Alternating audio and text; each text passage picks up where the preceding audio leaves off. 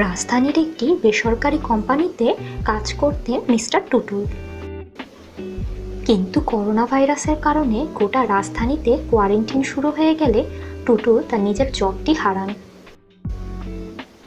বাসায় ফিরে মিস্টার টুটুল খুব চিন্তায় পড়ে গেলেন, কিন্তু অবশেষে ঠিক করলেন তিনি তার জমানো টাকাগুলো দিয়ে আগামী মাসের বাড়ি ভাড়া পরিশোধ করবেন এবং নিজের জন্য কিছু খাবারও কিনে রাখবেন।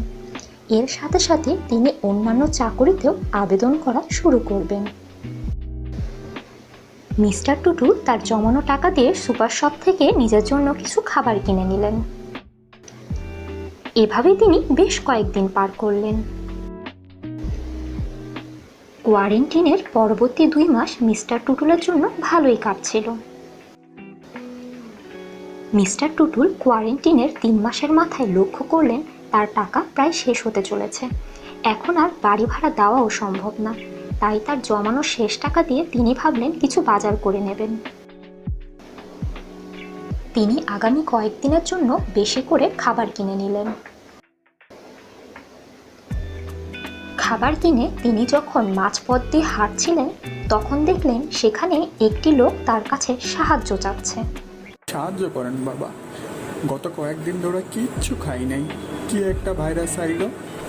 মিস্টার টুটুল লোকটিকে সাহায্য করার পর দেখলেন সেখানে আরও কয়েকজন রয়েছে যারা নাকি কয়েকদিন ধরে না খেয়ে আছে। তিনি তাদের সবাইকে সাহায্য করা শুরু করলেন। তবে বেশ কিছু মানুষকে সাহায্য করার পর তিনি দেখলেন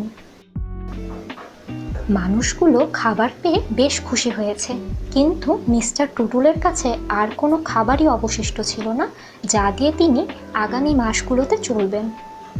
বাসায় এসে মিস্টার টুটুল খুব হতাশায় পড়ে গেলেন। চিন্তা করতে লাগলেন যে আগামী মাসগুলোতে তিনি কিভাবে চলবেন, যেহেতু তিনি কোনো চাকরিও পাননি। তিনি ভাবতে লাগলেন সাহায্য করে কোনো ভুল করিনি তো। এমন সময় মিস্টার টুটুলের বাসায় 5 তলা থেকে আসলেন একজন ভদ্রলোক আর তার ছেলে টিঙ্কু। ভদ্রলোক মিস্টার টুটুলকে টিঙ্কুর জন্মদিনের জন্য নিমন্ত্রণ দিতে এসেছিলেন। ভদ্রলোক মিস্টার টুটুলকে এমন হতাশায় দেখে তার কাছ থেকে সব শুনতে চাইলেন। করোনা ভাইরাসের কারণে সবকিছু বন্ধ হয়ে যাওয়ায় আমি আমার চাকরিটি হারিয়ে ফেলেছি। এখন আর কোনো অবশিষ্ট টাকা নেই যা দিয়ে আমি সামনের মাসের বাড়ি ভাড়া দিতে পারবো আর নিজের জন্য কিছু খাবার কিনতে পারবো। এই শহরে আমার আর কোনো আত্মীয় নেই। মিস্টার টুটুলের কাছ থেকে সব কথা শুনে ভদ্রলোক খুবই দুঃখ প্রকাশ করলেন এবং বললেন, আমি আপনার সমস্যার কথা বুঝতে পারছি মিস্টার টুটুল। করোনা ভাইরাসের কারণে সবকিছু বন্ধ হয়ে যাওয়ায় আমার ছেলে টিঙ্কুর প্রাইভেট টিউটরও গ্রামের বাড়িতে চলে গিয়েছে। আমার বাড়িতে মাত্র আমি এবং আমার ছেলে টিঙ্কুই থাকি, তাই টিঙ্কুকে পড়ালেখা করানোর জন্য এখন আর কেউ নেই। আমার স্ত্রীও গত কয়েক বছর আগে মারা গেছে।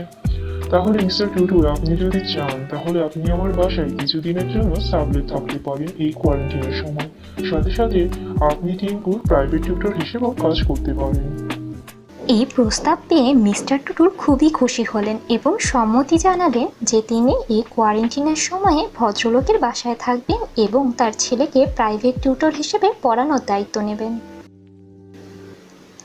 সেই সাথে মিস্টার টুটুল ভাবতে লাগলেন সাহায্য করলে কেউ কখনো নিরাশ হয় না। বন্ধুরা, এই করোনা ভাইরাসের সময় আমাদের উচিত সবাইকে সাহায্য করা। এমন অনেক গল্প পেতে আমাদের সাথেই থাকবেন এবং অবশ্যই চ্যানেলটি সাবস্ক্রাইব করবেন। সাথে নতুন ভিডিও পেতে অবশ্যই বেল আইকনে ক্লিক করতে ভুলবেন না।